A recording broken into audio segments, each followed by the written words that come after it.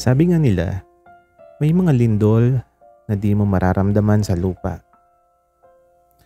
Pero mararamdaman mo sa dibdib. Yung tipong walang sirang bahay, pero may ginibang katahimikan. At minsan ang pinakamalakas na lindol ay yung dumating sa gitna ng gabi habang tulog ka. At may katabing dahilan kung bakit di ka na nakatulog muli. Ako si Jeric, isang probinsyanong anak mahirap na luluwas sa Maynila para mag-aral ng engineering. Wala akong kamag-anak dito kaya napadpad ako sa isang dormitoryo na halos parang barong-barong lang. Pero sapat na para sa mga estudyanteng tulad ko.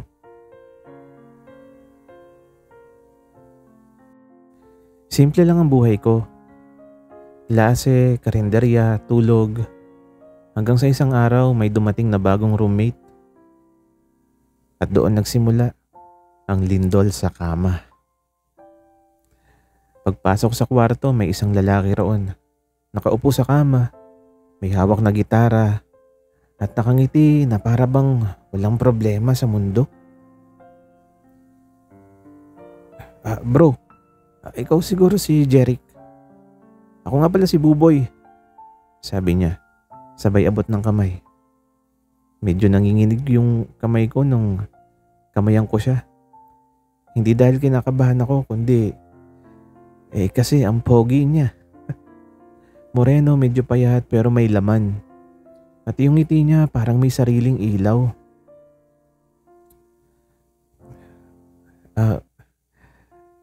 Oo, ako nga. Kakapasok ko lang kanina. Saan ka galing? Tanong ko. Galing akong Batangas. First time ko dito sa dorm. Excited nga ako pero sabi nung caretaker medyo sira raw yung kama ko. Baka mahulog ako sa sahig pag lumindol. Wika niya sabay tawa. Hindi ko alam kung anong klaseng tawa yon pero parang nakakahawa. At ayun na nga. Nung gabing yon, lumindol talaga. Mga 12:00 na. Tahimik na ang dorm. Ako nagre-review pa. Si Buboy nakahilata, tulog na. Pero parang may sarili siyang mundo. Ang lakas niyang humilik. Tapos, maya't maya gumagalaw. Literal. Parang may lindol sa kama niya. Bro. Bulong ko. Kaso wala, tulog pa rin. Hanggang sa boom. Gumulong siya. At dumiretsyong tumama sa akin. Aray, Buboy. Wika ko. Napamulat siya, medyo groggy pa. Ano nangyari? Lumindol ba? Wika niya. Hindi. Ikaw yung lindol. Teka. Tumabi ka nga muna dyan. Wika ko. Napakamot siya ng ulo. Sabay tawa ulit. Sorry bro. Sira yata yung kama ko Pwede ba? Dito muna ako. Wika niya. Di ko alam kung dahil sa antok o dahil sa ngiti niya pero napa-oo na lang ako. At doon sa unang gabi naming magkatabi, doon ko unang naramdaman ang kakaibang pagyugyog. Hindi ng kama, kundi ng puso ko. Kinabukasan, pagising ko, una kong nakita ang mukha ni Buboy. Malapit as in sobrang lapit. Para bang 1 pulgada na lang at magbabanggaan na ang mga ilong namin. Nakayakap pa siya sa akin, mahigpit. Parang una na kong hindi niya gustong bitiwan at habang tulog pa siya, napansin kong ngumiti siya ng bahagya. Buboy. Mahina akong tawag pero hindi siya nagising. Ginulo ko na lang yung buhok niya, sabay tawa.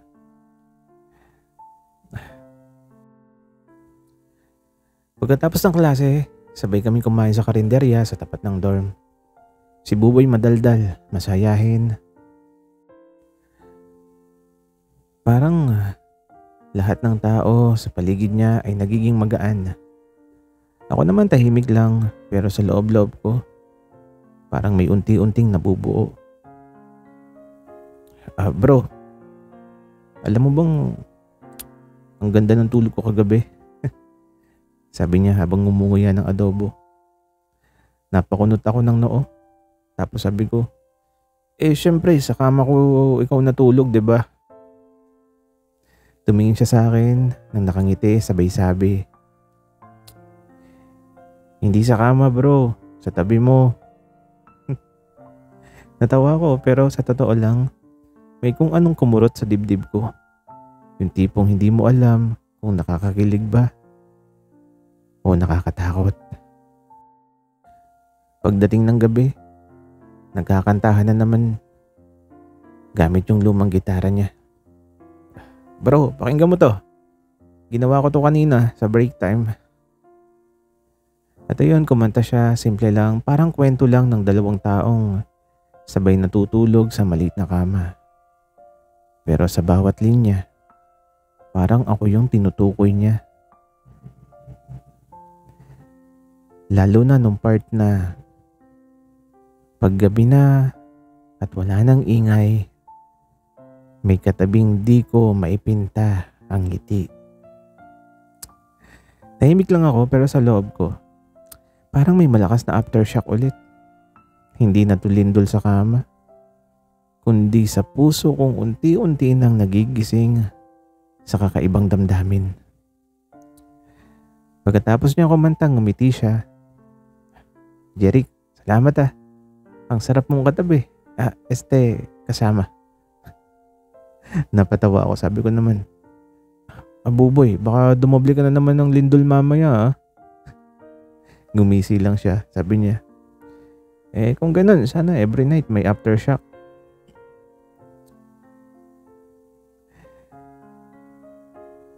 Hindi ko alam kung anong mas nakakakaba.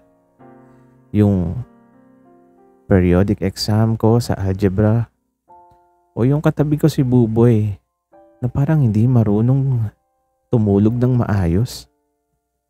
Isang gabi sa kalagitnaan ng ulan, ramdam ko na naman yung mga paggalaw niya. Hindi lindol ngayong gabi, pero may init sa paligid na parang gusto kong wag nang matapos ang gabi. Jeric, tawag ni Buboy. Napalingon ako, medyo nagulat. Gising pa pala siya. Bakit? Sagot ko sabay harap sa kanya. Tinitigan niya ako. Yung titig na parang may gustong sabihin pero nakakatakot. Tingin mo, normal lang ba na mas gusto kong katabi ka kaysa sa unan? Wika niya. Napangiti ako. Sabi ko, depende, may bayad ba yan? Tumawa siya. Sabi naman niya, wala, libre lang pero may kondisyon. Ano yun? Tanong ko. Huwag ka munang alis sa tabi ko kahit matapos ang lindol. Hindi ko alam kung ano isasagot ko. Pero ang totoo, ayaw kong umalis. Parang ako na yung naging epicenter ng mga ngiti niya. Ng kwento niya, ng mga simpleng lambing sa gabi. Kinabukasan sa klase, hindi ako mapakali. Si Buboy kasi lagi na lang ako sinusundo sa school gate. Tapos mag-aabot ng pandesal. Para may laman yung tiyan mo bro. Baka manghina ka sa lindol mamaya. Grabe. Parang natural na lang sa kanya yung pagiging malambing. Pero ako naguguluhan na. Hanggang sa napagtanto ko. Baka hindi na lang lindol ito. Baka pag-ibig na. Kinagabihan nag-aayos ako ng mga notebook nang biglang nag-brown out. Uy bro, wala kang flashlight? Sabi ni Buboy. Ay, oo nga. Di pa ako natatapos nang bigla niyang hawakan yung kamay ko. Teka lang Buboy. Naririnig ko yung tibok ng puso ko at parang huminto ang mundo. Sabay sabi niya ng mahina pero malinaw, "Jeric, kung sakaling lumindol ulit mamayang gabi, huwag ka nang lumayo ha. Gusto ko, ikaw na yung epicenter ko." At doon tuluyang gumuho ang mga pader ng pagtatangi ko. Hindi na to basta lindol sa kama. Ito na yung pagyanig ng puso kong natutong umibig. Minsan may mga bagay na di mo kailangang itanong kasi ramdam mo na sa pagitan ng mga titig at tawa. Ganon si Buboy. Parang palaging may sinasabi ang ngiti niya kahit walang salita. Parang ngayong gabi, naramdaman kong may gusto na talaga siyang ilabas. Isang confession na matagal nang umuuga sa dibdib niya. Bandang 12:00 na naman. Tahimik ang dorm maliban sa ingay ng ulan sa bubong. Pareho kaming nakahiga pero ako gising pa rin. Si Buboy naman nakatalikod pero halatang hindi rin makakatulog. "Jeric," tawag niya. Mahina pero klaro. Bakit?" Sagot ko. Napilit kalmado. "Naalala mo nung una tayong nagkita?" Wika niya. Oo. Sabi mo baka mahulog ka sa kama pag lumindol." Tumawa siya. Na nga ngayon. Hindi na ako nahuhulog sa kama. Tapos sandali siyang tumigil at sabi pa niya, "Nahulog na ako sa'yo." Parang may pumutok na maliit na bomba sa dibdib ko. Tahimik ako, di ko alam kung matatawa o mahihiya. Pero ang totoo, sa loob-loob ko, matagal ko nang gustong marinig yun. "Buboy, kung lindol to, mataas siguro ang intensity kasi ramdam ko hanggang puso ko eh." At ito pareho kaming natawa. Pero may kakaibang init na sa hangin. Wala nang takot, wala nang duda. Parang parehong umamin ng dalawang taong ilang gabi nang umaasa. "Jeric, pwede ba?" Tanong niya bigla. Sagot ko naman, "Pwede nga no." Pwede bang kahit sa labas ng dorm, kahit sa gising na mundo, ako pa rin yung katabi mo?" Wika niya. Napatingin ako sa kanya, yung mga mata niya, parang may sinseridad na bihira akong makita kahit kanino. Tapos bago ko pa napigilan, hinawakan ko na yung kamay niya. "Buboy, kung ikaw yung lindol, sana hindi na matapos ang pagyanig ng buhay mo sa buhay ko." Ngumiti siya, yung ngiti na alam kong hindi lang para sa gabi. At sa unang pagkakataon, walang lindol, walang pagkulog. Pero sa gitna ng katahimikan, tumibok ang dalawang pusong nagtagpo sa isang kama. Pagmulat ko ng umaga, unang pumasok sa isip ko ay yung mga sinabi ni Buboy kagabi. Yung "nahulog na ako sa'yo," na paulit-ulit kong naririnig sa utak ko na parang siram plaka. At habang nakatitig ako sa kisame, bigla akong napansin. Ayun na naman siya. Mahimbing na tulog, nakayakap pa rin sa akin. Walang hiya pero magaan. Parang kahit tambak na yung problema sa mundo, pag ganyan siya, okay na lahat. "Uy, Buboy," mahina akong sabi. Hindi siya gumalaw. "Buboy, baka malate tayo sa klase." At ito, bumukas ang isang mata niya, sabay sabi, 5 minutes pa, epicenter." "Ha?" Tanong ko na natatawa. Epicenter daw. Ngumiti siya, hindi nalis yung mukha niya sa unan. Tapos, ikaw kasi yung sentro ko eh. Kahit anong yugyog, basta ikaw pa rin yung katabi ko, panatag ako. Napangiti na lang ako. Hindi ko alam kung paano siya nagiging ganito ka-sweet nang walang effort. Pero gusto ko na. Gusto ko na yung umagang ganito. Payapa, totoo, at may kasamang kapit-kilig. Pagkatapos ng klase, naglakad kami papunta sa Luneta. May dala siyang 2 ice cream, isa vanilla, isa chocolate. Para sa iyo yung vanilla kasi malinis daw yung intention mo. Sabi niya. Ikaw? Tanong ko. Chocolate kasi medyo malikot ako. Wika niya. Tapos bigla niyang sabi, pero pag pinagsama mo yung 2 flavor, masarap yan. Sabay kindat.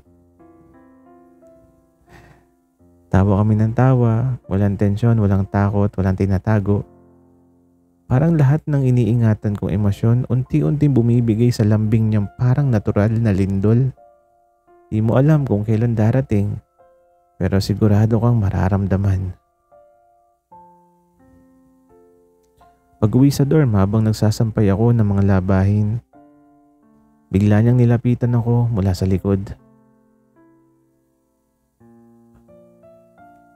Jeric, tandaan mo lang to ha. Kapag dumating ulit ang lindol, hindi ko na hayaang matulog ka ng mag-isa.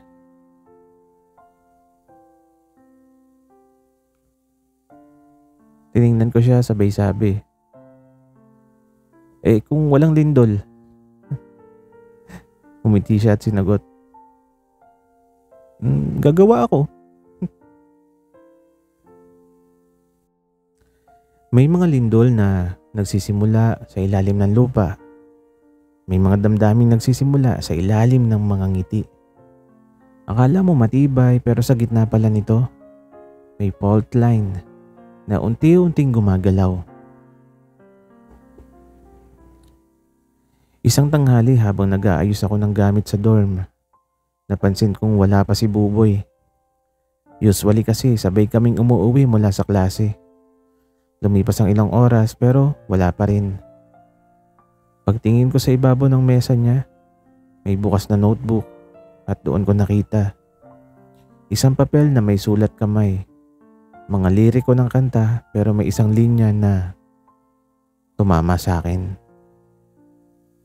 Kung mawawala man ako, sana maramdaman mo pa rin ang lindol ng mga alaala ko. Para akong napatigil. Hindi ito tunog ng taong masaya. Tunog ito ng may tinatagong sakit. Makalipas ang ilang oras, bumukas ang pinto. Si Buboy pawisan, may dalang gitara pero may lungkot sa mga mata. Uy, saan ka galing? Tanong ko kunwari kalmado. Tumalaw lang ako sa tita ko. Medyo malayo. Tahimik ako pero di ko mapigilang itanong. Buboy, may problema ka ba? Ngumiti lang siya pero yung ngiting hindi umaabot sa mata. Wala bro, okay lang ako.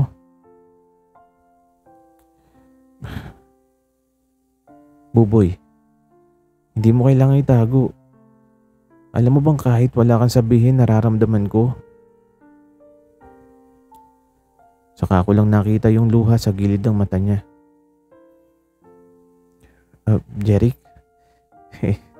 may posibilidad kasing mapaalis ako dito sa Maynila eh. Yung tita ko kasi gusto akong iuwi sa Batangas. Pero wala pa akong kasiguraduhan. Para akong niyog-yog. Di ko alam kung anong sasabihin pero alam ko ayokong mawala siya. Anong gusto mo? Tanong ko. Tumingin siya sa akin, diretso, walang pag-aalinlangan. Simple lang. Hanggang andito pa ako. Gusto kong maramdaman mo na totoo lahat ng nararamdaman ko. Naging tahimik kami. Walang lindol sa paligid pero sa loob ko, parang magnitude 10. At nang yakapin ko siya, doon ko lang naintindihan. Kahit may fault line sa pagitan namin, kaya naming manatiling matatag. Basta sabay naming haharapin ang pagyanig ng bukas. Sabi nila ang pinakamalakas na lindol ay yung hindi mo nakikita. Yung tahimik lang pero unti-unting gumigiba sa loob mo. Ganun ang pakiramdam ko nung araw na sinabi ni Buboy na baka bumalik na siya sa Batangas. Lumipas ang mga araw pero iba na yung mga gabi. Wala na yung dating mga kulitan, yung mga yakap bago matulog, at higit sa lahat, yung mga tawa sa gitna ng antok. Tahimik lang kaming dalawa, parehong may gustong sabihin pero parehong natatakot. Hanggang sa isang gabi habang nag-aayos siya ng gamit, napabitaw ako ng tanong. Buboy, kung sakaling bumalik ka nga, babalik ka pa ba rito? Tanong ko. Napahinto siya, tiningnan ako, at dahan-dahan siyang ngumiti. Jeric, hindi ko alam kung kailan eh. Pero, oo, babalik ako. Babalik ako sa lugar kung saan nagsimula yung lindol ng buhay ko. Natawa ako ng kahit may kirot. Lindol talaga ha? Wika ako. Oo, kasi ikaw yung dahilan kung bakit ako natutong makaramdam. Kinabukasan, hinatid ko siya sa terminal. Bitbit niya yung maliit na bag at yung luma niyang gitara. Uy, huwag ka masyadong malungkot, Epicenter. Biro niya. Hindi ako malungkot. Medyo naguguluhan lang ako kung paano titigil yung kama sa pagyugyog pag wala ka na. Natawa siya, sabay abot ng maliit na papel. Pag na-miss mo yung lindol, kantahin mo yan. At eto pag alis ng bus, binuksan ko yung papel. At eto ang mga linya ng kanta. Simple lang. Kahit lumayo ka man, sa bawat paghinga, may alon ng pag-ibig na babalik sa kama. Doon ako napatigil habang lumuluha. Hindi na to lindol sa kama. Ito na yung aftershock ng pagmamahal na tumatagal kahit may distansya. 3 buwan mula nung umalis si Buboy, tahimik na ang dorm. Wala nang humihilik, wala nang gumagalaw sa kama. Matigit sa lahat, wala nang ngiting gumigising sa akin tuwing umaga. Pero kahit ganun, lagi yung naririnig sa loob ng isip ko yung mga salitang iniwan niya. Pag na-miss mo yung lindol, kantahin mo yan. Kaya gabi-gabi bago matulog, tinutugtog ko pa rin yung kanta niya. Parang pagdasal, tahimik, totoo at puno ng pag-asa. Isang gabi bumabagyo. Tulog na halos ang lahat. Biglang kumulog, sabay kidlat at kasabay nun, may kumatok sa pinto.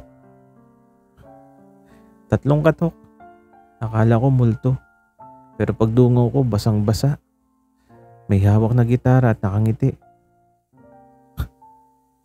Si Buboy. Bro, may lindol kasi sa labas. Kaya naisip kong bumalik sa Epicenter. Sabi niya na nanginginig sa lamig. Parang natulala lang ako. Di ko alam kung sisigaw ako, yayakap o tatakbo. Pero ang ginawa ko, hinila ko siya papasok. Sabay yakap ng mahigpit. Buboy, akala ko wala ka na.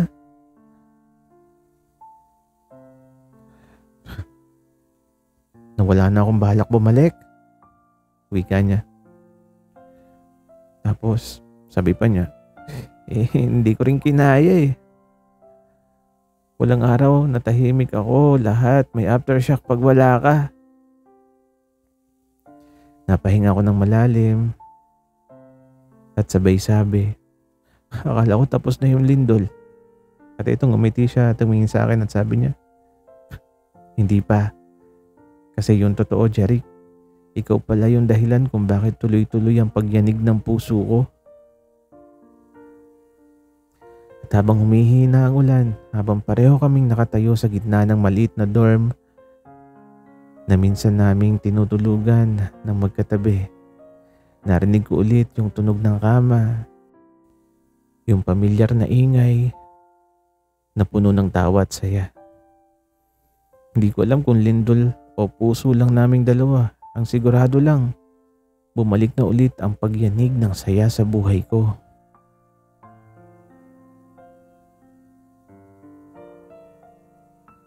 Sabi nila kapag paulit-ulit nang lumilindol sa parehong lugar, ibig sabihin, may dahilan kung bakit ayaw pa rin tumigil ang mundo.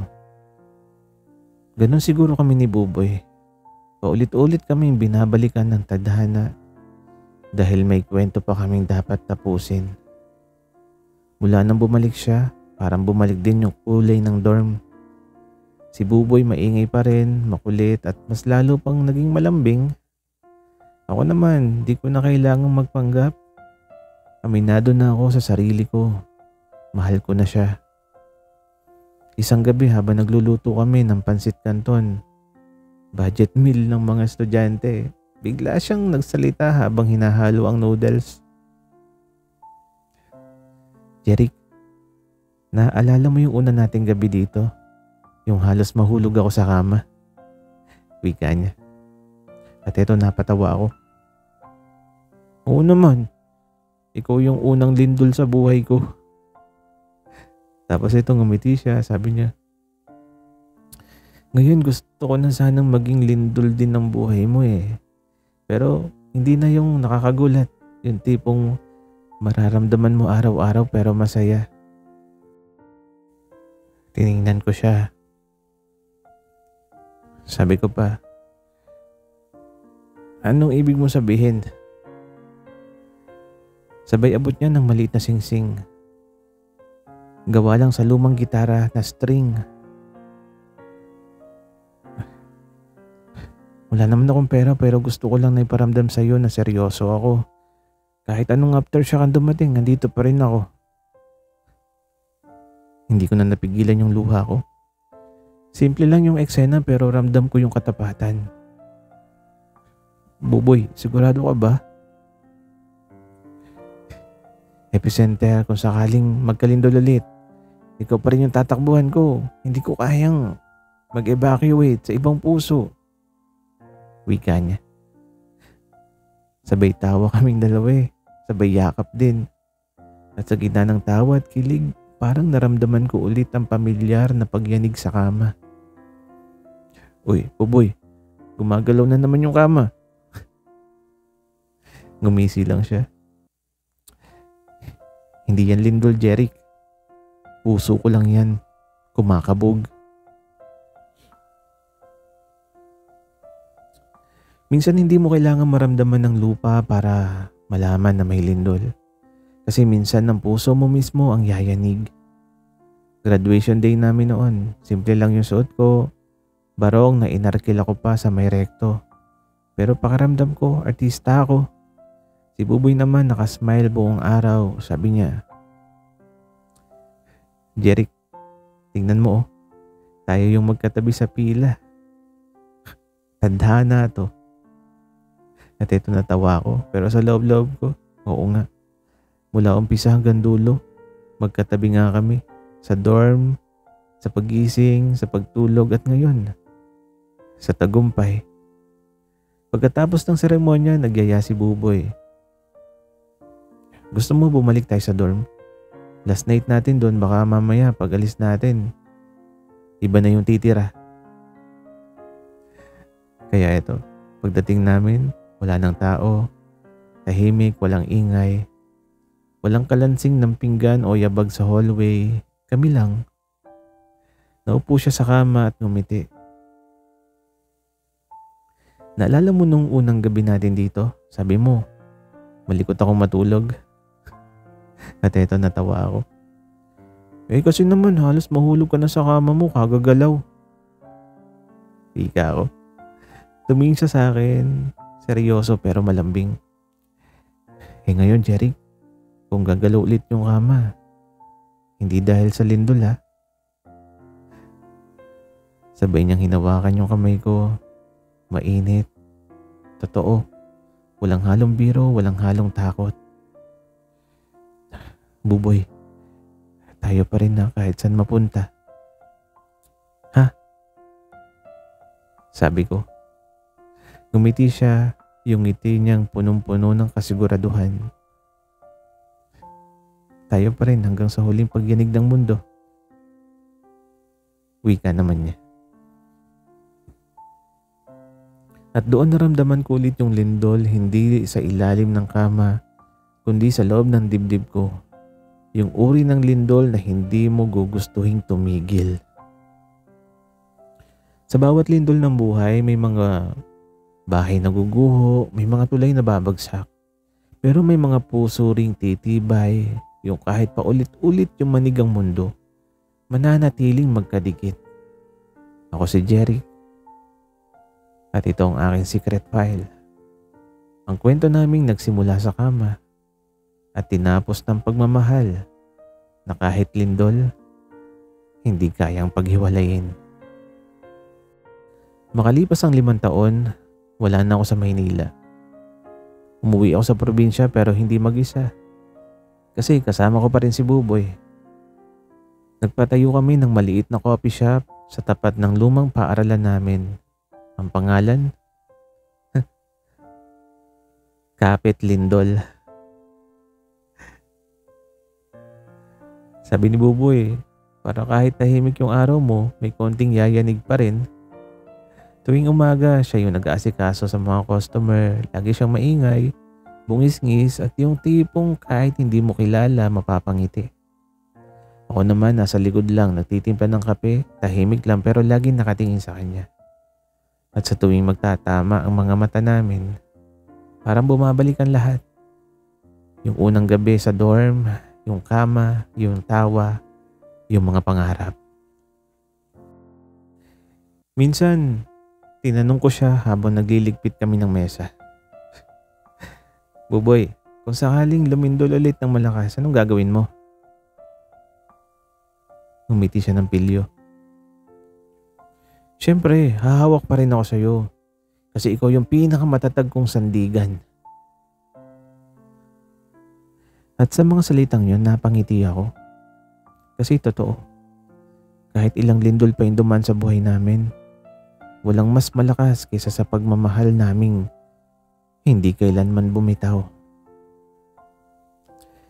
Sa dulo, hindi pala mahalaga kung saan ka nakatira, gaano kalaki yung kama mo, o ilang beses kang yumanig sa takot. Ang tunay na tahanan ay yung taong kahit sa gitna ng lindol, kaya kang yakapin ng mahigpit. Ako si Jeric, at ito ang kwento ng lindol sa kama. Isang pag-ibig na nagsimula sa pagyanig at nagtapos sa katahimikan ng tunay na kapayapaan. Sana'y nagustuhan niyo ang aming kwento. Maraming salamat sa inyong pakikinig.